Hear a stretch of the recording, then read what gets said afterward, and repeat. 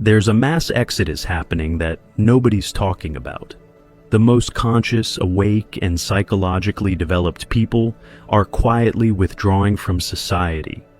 Not angrily, not dramatically, they're just disappearing, going off-grid, leaving social media, abandoning careers, ending relationships, choosing solitude over society.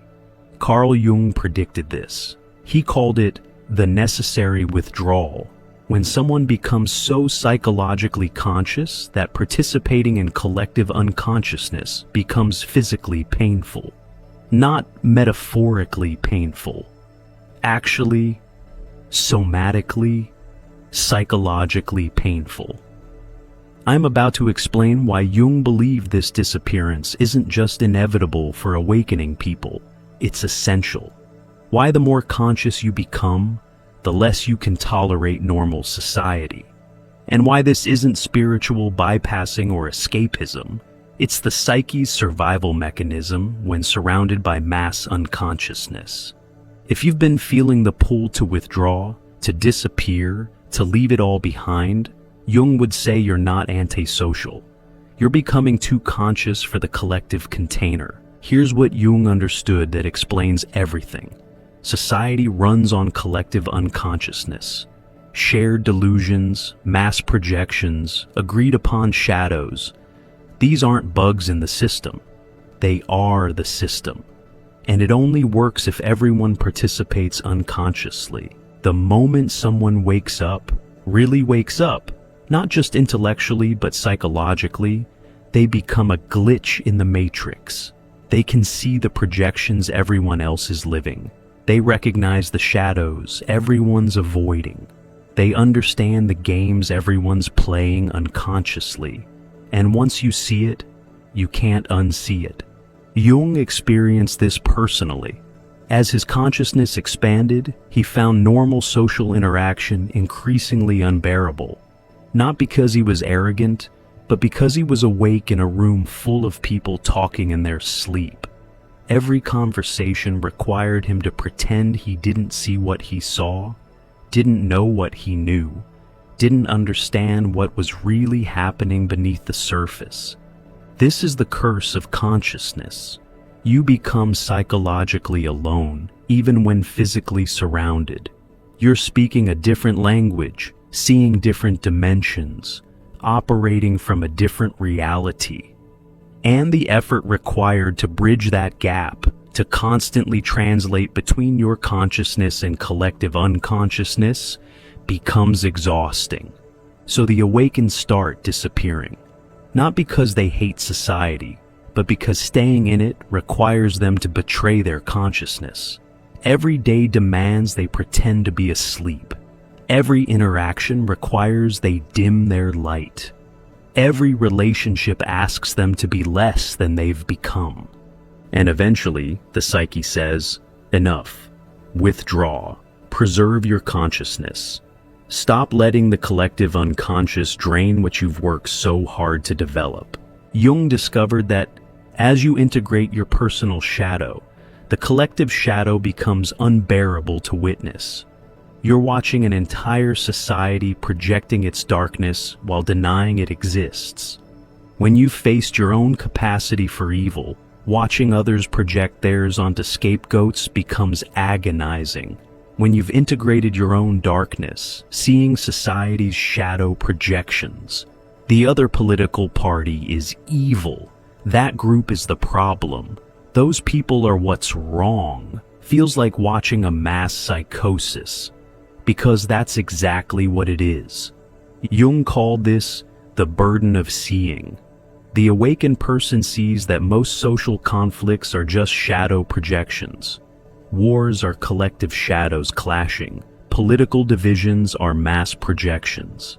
Social media's outrage is collective shadow material seeking targets. Once you see this, participating becomes impossible. You can't join the mob when you see it's hunting its own shadow. You can't pick sides when you understand both sides are projecting. You can't engage in collective blame when you recognize it as collective unconsciousness. So you withdraw, Not from superiority, but from psychological necessity. One of Jung's students described it perfectly.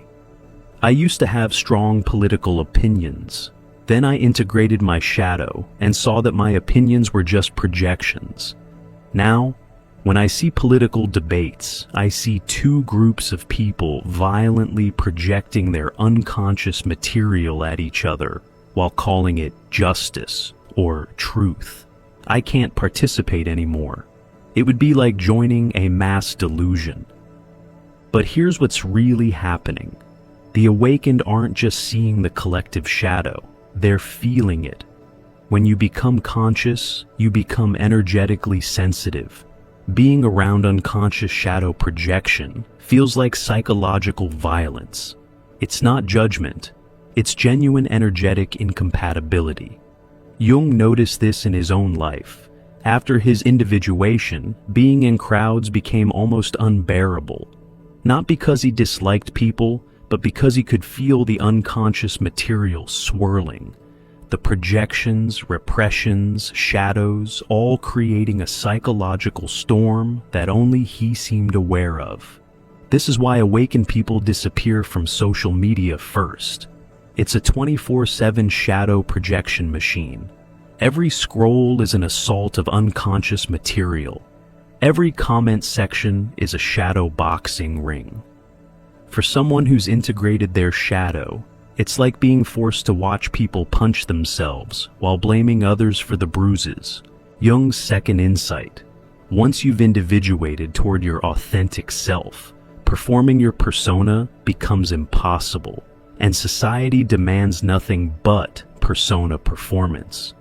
Before awakening, you could play the social games unconsciously, smile when expected, say the right things, perform your role. But once you've touched your authentic self, that deeper truth beyond all masks, going back to persona performance feels like psychological death. Every social situation demands performance. The workplace persona, the family role, the social media identity, the acceptable opinions, the appropriate emotions. For someone still identified with their persona, this feels normal. For someone who's found their self, it feels like suffocation. Jung discovered this through personal experience. After his confrontation with the unconscious, he couldn't perform the proper Swiss psychiatrist anymore. He couldn't pretend to agree with collective opinions he saw through. He couldn't maintain relationships that required him to be false. So he withdrew to Bollingen, his tower by the lake, where he could be authentically himself. This isn't antisocial, it's pro-authentic. The awakened person isn't rejecting society from anger, but from incompatibility. They've become too real for environments that require fakeness, too authentic for spaces that demand performance, too whole for containers that only accept fragments.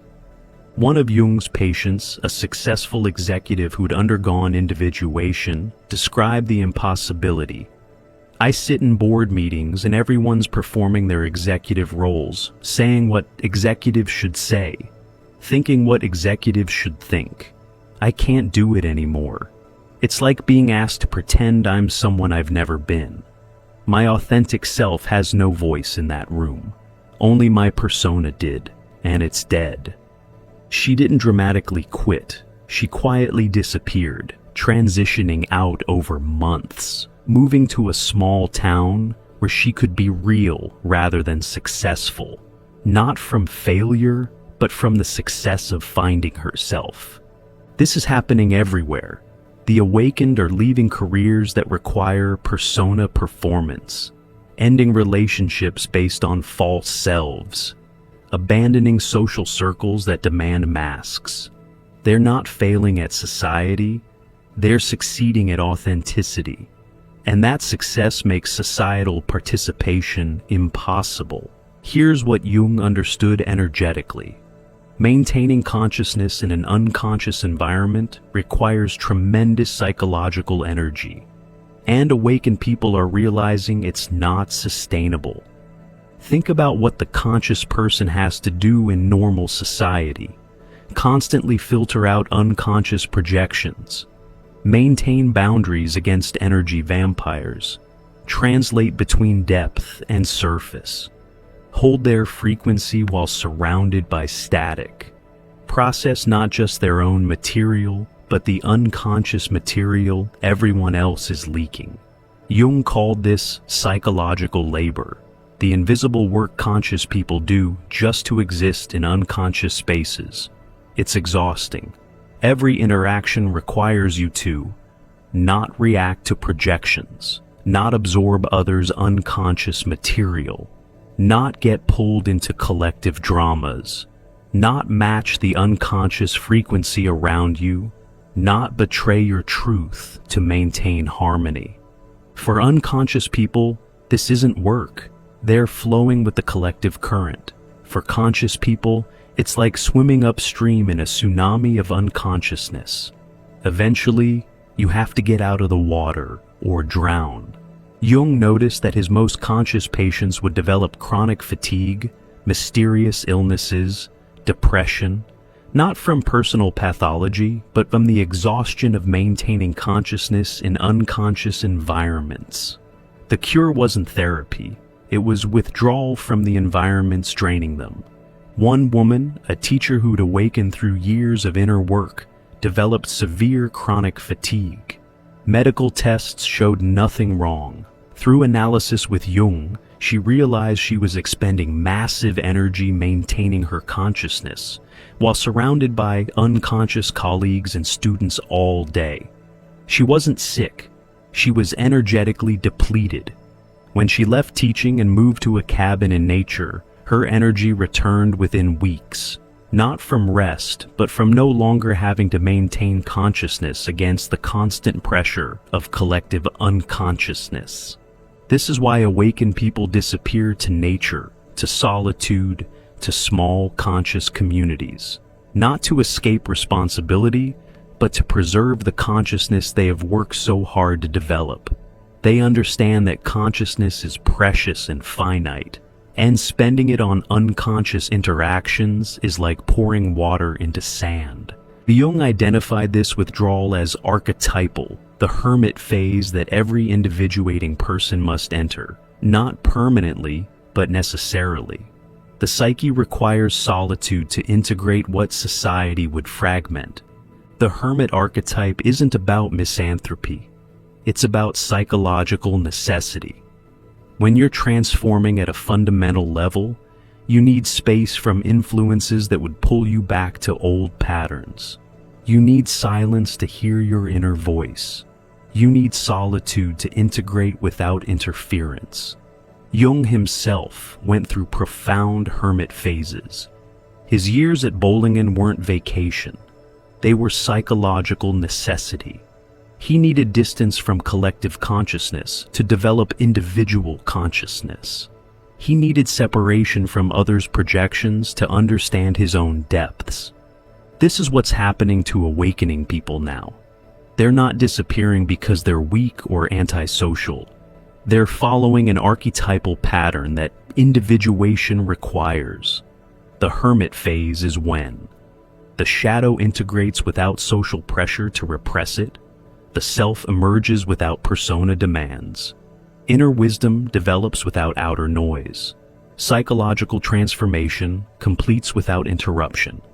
But here's what Jung emphasized. The hermit phase isn't escape, it's preparation. The awakened person withdraws not to abandon society, but to develop something society needs.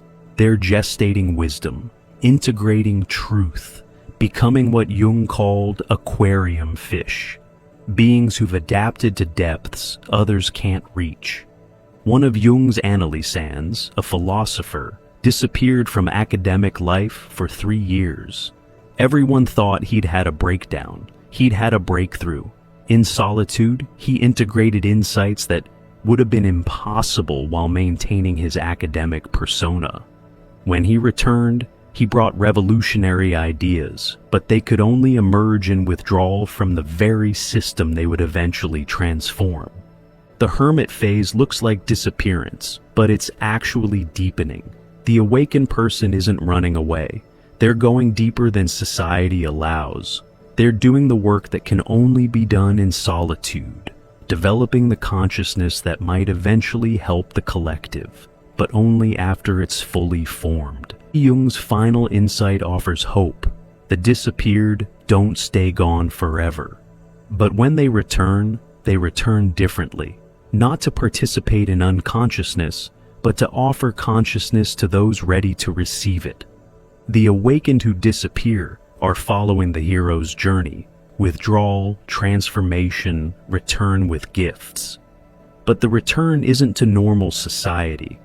It's to the margins, the edges, the spaces where consciousness can exist without compromise. They become what Jung called border dwellers, present but not participating, available but not absorbed. They might return as artists creating from authentic depths, healers working with individuals ready to awaken, teachers sharing with small groups of seekers, writers offering maps for other disappearing souls, guides for those beginning their withdrawal. But they never return to the mainstream. They can't. Once you've individuated, you can't de-individuate. Once you become conscious, you can't pretend unconsciousness. Once you've found yourself, you can't live from persona. Jung observed this pattern repeatedly. His patients who fully individuated rarely returned to their previous lives. They created new ones, simpler, quieter, more authentic. They found ways to contribute without sacrificing consciousness. They learned to give without being consumed. One patient, a therapist who disappeared for 2 years, returned not to traditional practice but to working with a small group of individuals going through spiritual emergency. She couldn't do general therapy anymore, only work with those experiencing what she'd experienced. Her practice was tiny but profound. She was invisible to mainstream society, but a lifeline to those awakening. This is the model: awakened people disappearing from mass society, but reappearing in conscious pockets, creating parallel structures, building alternatives, offering depth to those seeking it while remaining invisible to those who aren't. Jung believed this was evolution in action. Not everyone awakens simultaneously. The pioneers disappear first, create new spaces, then become beacons for the next wave. What looks like abandonment is actually architecture, building the structures that will support collective awakening when it's ready. Let me synthesize Jung's complete picture of why spiritually awake people are disappearing. They can no longer tolerate the collective shadow that unconscious society projects. Their authentic self can't perform the persona that society demands. The energy required to maintain consciousness in unconscious spaces becomes unsustainable. They enter the necessary hermit phase that individuation requires. They eventually return, but only to conscious edges, not unconscious centers. This disappearance isn't failure, it's evolution, not weakness but wisdom, not abandonment but archetypal necessity. The awakened are following a pattern as old as consciousness itself: withdraw, transform, return transformed. Society experiences this as loss, abandonment, even betrayal. Where did all the conscious people go? Why are the wisest voices getting quieter? Why are the awakened abandoning the collective when it needs them most? But Jung would say, they're not abandoning the collective. They're preparing something for it. In their withdrawal, they're developing what collective consciousness isn't ready for yet. In their disappearance, they're creating spaces for others to disappear to. In their silence, they're gestating words the collective can't yet hear. If you're feeling the pull to disappear, Jung would want you to know, this isn't spiritual bypassing or escapism. It's psychological necessity. Your consciousness has developed to a point where participating in collective unconsciousness is no longer possible without betraying yourself. The withdrawal you're feeling isn't antisocial, it's archetypal. You're not abandoning society. You're following the hermit's path that every individuating person must walk. You're not weak for being unable to tolerate unconsciousness. You're conscious, and consciousness requires different conditions than sleep. Let yourself disappear, not forever, but for now. Find your bowling in, whether it's physical solitude or psychological distance. Stop expending your consciousness on unconscious interactions. Stop performing for audiences that can't see you. Stop translating your depth into surface terms. Your disappearance isn't selfish. It's necessary. The collective needs people who've fully individuated more than it needs people who partially participate. It needs depth more than surface, authenticity more than performance, consciousness more than conformity. And when you return, if you return, you'll return with gifts that could only be developed in disappearance. You'll offer what couldn't be offered while maintaining false belonging. You'll speak truths that couldn't be spoken while performing acceptance. The spiritually awake are disappearing because that's what awakening requires, not permanently, but necessarily. Not from hatred, but from love. Love of truth, consciousness, authenticity. Love that says, I must become whole, even if that means being alone. Jung would say, disappear consciously, withdraw with purpose. Use your hermit phase for integration, not isolation. And remember, your disappearance is preparing something. You're not leaving the collective. You're pioneering where it will eventually need to go. If you're disappearing or feeling the pull to withdraw, subscribe to this channel where I explore Jung's insights for those walking the individuation path. Watch the video on your screen now about the hermit archetype and how to use withdrawal for transformation, not escape. Remember, your disappearance isn't abandonment, it's evolution. And the collective needs evolved individuals more than it needs conforming participants.